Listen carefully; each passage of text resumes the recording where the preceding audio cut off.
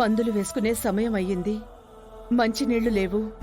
ఎవరో ఒకరొచ్చి ఈ సమయంలో ఏం మందులు వేసుకోవాలో చెప్పాలి. వసంత, వసంత, లావణ్య, లావణ్య, పెట్టక్కడ. నిహారిక, నిహారిక, మందులు వేసుకోవాలి. మంచినీళ్లు తీసుకురా. కృష్ణ, కృష్ణ. అత్తయ్య గారు నన్ను తప్ప అందర్నీ పిలుస్తున్నారు, ఎవరు పట్టించుకోరేంటి? మందులు వేసుకోవాలంట, మంచినీళ్ళు తీసుకువెళ్ళండి. అందరం పనుల్లో ఉన్నాం. మంచం మీద కూర్చొని అది కావాలి ఇది కావాలి అని ఆర్డర్స్ వేస్తే మేం ఖాళీగా ఉండొద్దు.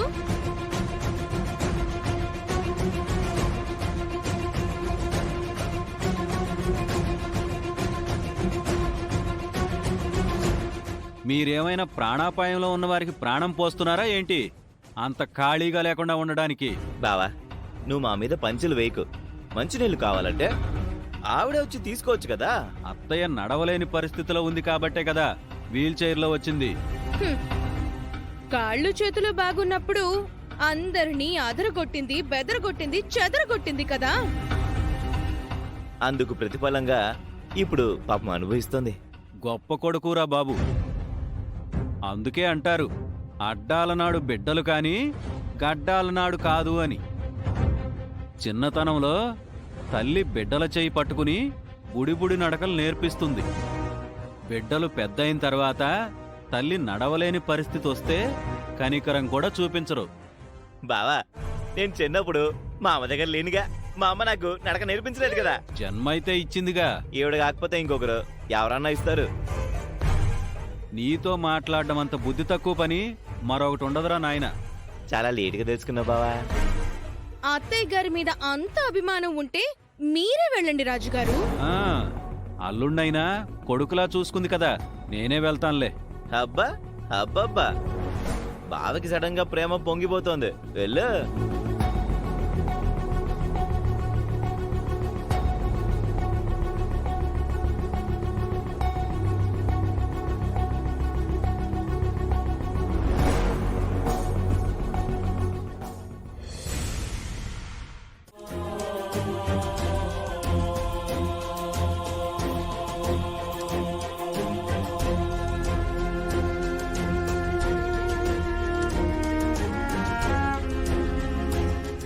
అత్తయ్య గారు, మంచినీళ్ళు తీసుకోండి. ఎవరూ లేరా?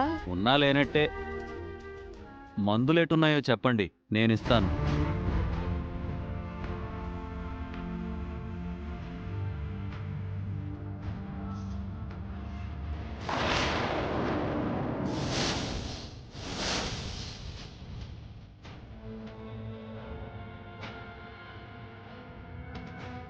ఆ పక్కనే ఉన్నాయి.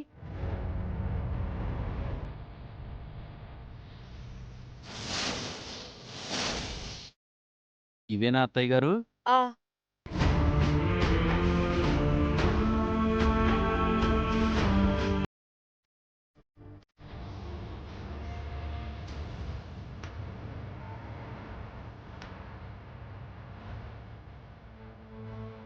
ఇంకేమైనా కావాలా అత్తయ్య గారు? కాళ్ళు సహకరించని నాకు, కంటి చూపు సహకరించని నువ్వు ఈ సమయంలో దిక్కయ్యావు. నాకు చేతనైనంత వరకు నేను చేయగలను. ఏ మాత్రం సహాయం చేశావు చాలు. అత్తయ్య గారు, అవని దీపం లాంటిది. అవని ఇంట్లో ఉంటే ఇల్లంతా వెలుగుతుంది. ఏదొక రకంగా అవనిని ఇంటికి తెచ్చుకోండి. మీరు స్వార్థపూరిత బంధాల నడుమ నలిగిపోతున్నారు. అవని నిస్వార్థపరురాలు. అరిషడ్వర్గాలను త్వజించినటువంటి మునులకు ఋషులకు ఎలాంటి గుణాలుంటాయో అవని కూడా అలాంటిది. ఆ పాదం బంగారు పాదం. ఎక్కడ అడుగు పెడితే అక్కడ సమస్యలు దూరమయ్యి ఆనందాలు దగ్గరవుతాయి. అడిగాను పెద్దిరాజు, తన మనసు అంగీకరించడం లేదు అని చెప్పింది. ఎన్నో ఉలిదెబ్బలు తిన్న తర్వాత రాయి విగ్రహం అవుతుంది. గర్భగుడిలో పూజలందుకుంటుంది అత్తయ్య గారు. మీ వలన ఎన్నో గాయాలు తగిలిన అవని గర్భగుడి లాంటి ఇంటికి రావాలంటే మీ ప్రయత్నం కొనసాగుతూనే ఉండాలి. అవని ఈ ఇంటికొచ్చి పూజలందుకోవాలి. నేనేమైనా తప్పుగా మాట్లాడుతున్నానా? పెద్దిరాజు, నా తప్పులని సరిచేసుకోమని చెప్తున్నావు.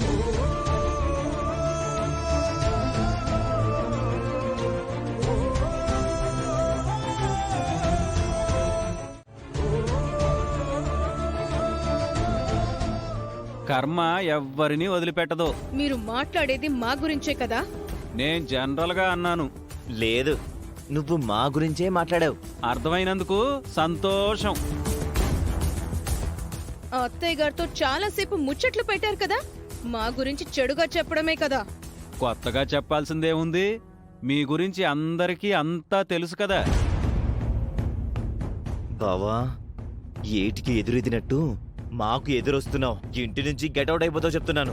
ఎవరు ఉంటారో కాలం నిర్ణయిస్తుంది, ఎవరు పోతారో కర్మ నిర్ణయిస్తుంది.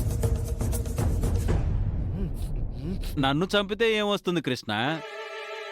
వామ్మో బావా, నీకు కళ్ళు కనిపించకపోయినా ఒళ్ళంతా కళ్ళే, మోమంతా చెవులే.